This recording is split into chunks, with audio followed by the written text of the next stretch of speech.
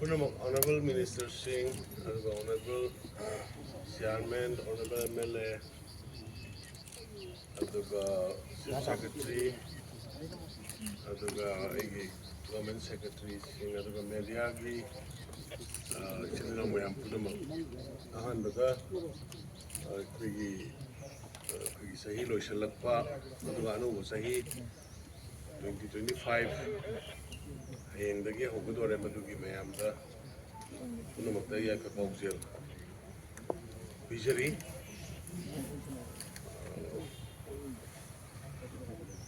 She Lengrave Pomishing, the Miru Mayam, Manipurimiam Punamakta, Manin Governor of Mandalay Vidiva, Sino Mayam Punamakta, and Obasila Pushida Yaifava, Mayam Punamakta, Nada Yaktaba, Watolan Tokataba, Ingatabna, Laiva Punshi Marielama, Pinabiba. Shorna oina sanu haidana ai shorning from the Koramjarga Mayam Haijari Maroina Kugi Hokiba Sahi Sidaida Equina and Nakiba Wabasingi Marak Mayamama Lake Hidaba Mayamama Mayumakai Hadoga Relief camp to Lady But or Ribashigi Awabsing the Su Equi a magi the Gia, but Busakari magi the Gi, Uncle Yawa, but the Su Wishal Gazari Lakaduba Sais Sumakwagi Pibum Dana Anna Hana Gilinari, but Pim the Hanjinhankhare about being a single in the way Sakarsna, Angambatata. Honagani, Hypodomasu, a Nasiki, the Mission, the Miam, Taziba Bizari. When a Kumamangi say he has it January, the Ginatragusu, just like we get no comments lap to the get so achievement. Yamaruina Insurgency. Houjikphaobagi Rangna Tangdu Lita than a Lakpa Quire although Shida Quay solution Langan about Santi Wadi Sanan of Honobada Makal Makakagi Kongjung Dogas, my papa in Lakibadu, comments Lakibadiki Mamanga Quay General United Front. Amadi United National Liberation Front Ani Aisa Yauna Delhi the Satana Bharat Sarkar Amadi Manipur Sarkar Amadi Hyderabad Loops in the Sika Quay tripartite talk Hybatare or Bharat Sarkar Amadi Lalo loops in Siki Marak, what is happening to the Quina Kong Werga,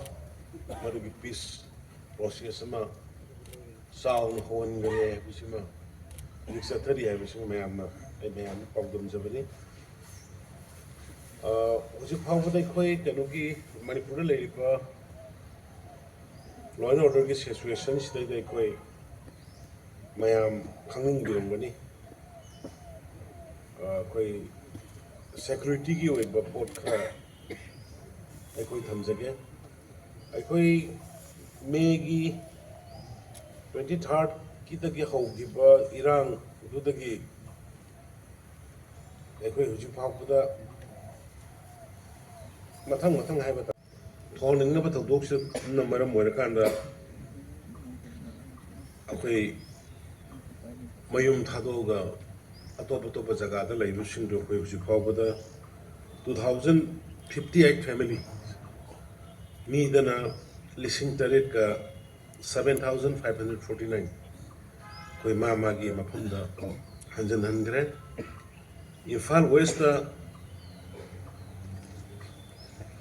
family Sunny Sundama Pani, Moy Hanagi Mapham hanjinhankhare. Imphal is the 293 families, 597 person. Bishnupur 857 families, 3,428 person. Thobal 320 families, 1,279 person. Jiribam 77 families, 214 person. None 75 families, 315 person. Kaksing the 140 families, 600 person. Josanpur 65 families, 270 person. Kangpokpi 22 families, 110 person. Height Basumai Tokana displaced Oiraga Mayum Tadoga Lakiva Matamdugi Iran Tarbuta. All total 2,058 families have a resettlement thamkhare. Aduga koi displaced families in the support government in support to say 3,000 unit prefabricated houses. Bar Sarkar to get approved Torpani. Simanung da 2,660 units complete over. Aduga Masiki 2,660 Simanung da 2,520 already occupied. Aduga 340 units in progress. School the college the atai government gi tangai phadabusing the community hall ko madalai busing si kitang wal is ship tok thona bang ji another 340 units ma kanna in progress lay in the mipham jage the permanent housing the place government hana mayam na khangire la koine lok thuk si ba lakh taragi category hum lakh taragi lakh tere makhai gi lakh manga gi mastai ji all together 931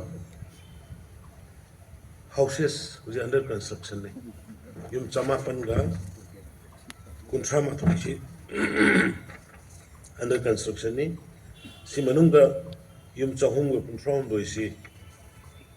amuk anu ko sabiro haidana hana yum pam do ni ko jari se anu ko jaga da sabunate 931 houses under construction ni aduga 333 sina under process ni aduga masigi damta ko 27 crore ko release over aduga displaced person sing the koi moigi subum sawam su kar su lai trabni na koi government na more koi gi khorsa oina bai na koi na to basi lising amam per person the people say koi mangar pikre 5 times me amam na diko family amam na de the mangar pikre masigi damta koi we have already released 30 crores adagi relief camp operation the relief camp the lady was singing mogi chana ba thangna ba amagi toba masida da koi already koi 280 crores koi release tawkre aduga sidai da koi gi low sing uhogda ba kholog da ba low ko ya de security reason da mang da thoki mapham khara dugi koi compensatory package oina koi state government na Kanaraga central government na tawkana koi si we have already released 32 crores compensate tawbagi low uhogda ba goksinga mari laina na mayun makai kai thro ga laibani na moida hana priority pum thoi na tibani masigi makada koi subam sabam laitramna moida hana thok pina na bhonai koi support for employment and the livelihood is the si minister ge koi gi support scheme mana malai masidai da idp gi internally displaced persons ge da koi mioi samri ge tra tarukta koi mateng pangre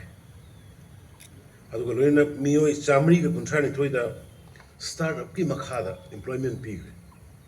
startup Manipur state government hongdokiba startup to gi am successful or startup tarama thoi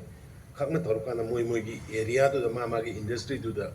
moi si training period mi chamri ga kunthra ga ne thoi employment pi re moi tha gi kaino phangan ba hore adu ga huji na mi oi ni phuma pa na mana already outside the hospitality ki training lo ga thok pi gre 49 haisi kano dagini ko IDP gi kangu dagini aduga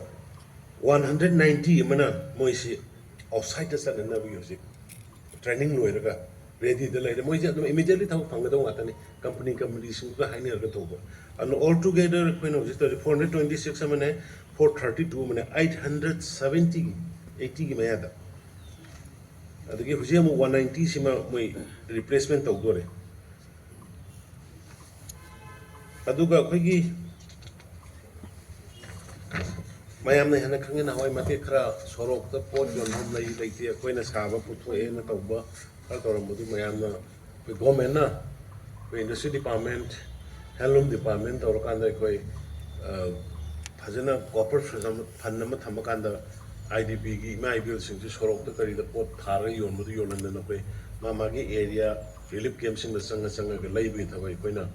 tawr kana madu gi koi kan na madu continue tawri adagi mamang sidai koigi irang mark sidai koigi sasan to gabaya daba government employment bi dabaya daba khot dabaya daba dena koi mayam hena khange koi irang mark sida 1946 IRB 10 and 11 gi koi madu mapham sabu yengdana I appreciate the Honorable Chief Minister of Assam Hemant Biswas Sharma ji aduga Union Home Minister Amit Shah ji mai matam da sathok session bawda bera laidana koigi heavy aircraft thabi rakdana sidagi Assam da pudana aduga Assam da phajana DG GP Singh I am appreciate tawi an day and night yengchan bi dana mana Assam da tawbuna nan phajana moi training full loira matung da moi ifal da leira porakre huji moi suthi da leiri 44 weeks ni moina training tawruse aduga manipur da huji leiri ba salience mayam se mit tawna na koi difference da akoi army dagi retire tawraba colonel actor ma koi training gi da koi hapaga magi makhada koi special training police commando sing pihandana 400 mo amagi koi loi khre hujiga mu moi adagi training loi ga laiba kangbu sigi another 1000 gumba ma special combat training pinana ba koi madagi preparation tawri ma pho nahane koi mogi training site ka du yeng da khotna koi tawbo loi re